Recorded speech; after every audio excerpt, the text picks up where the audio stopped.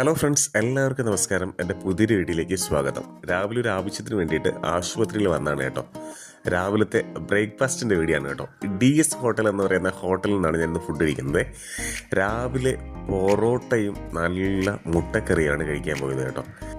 എൻ്റെ പൊന്നോ, എന്തൊക്കെ സാധനം അവിടെ ഇരിക്കുന്നത് കണ്ടാലും ഈ പൊറോട്ട കണ്ടു കഴിഞ്ഞാൽ പിന്നെ പൊറോട്ട മതി കേട്ടോ, വേറെ ഒന്നും വേണ്ട. നല്ല പൂ പോലത്തെ ചൂട് പൊറോട്ടയാണ് കേട്ടോ. ചൂട് പൊറോട്ടയും മുട്ടക്കറിയും, ആഹാ അന്തസ്! എന്ത് ടേസ്റ്റാണെന്നറിയോ.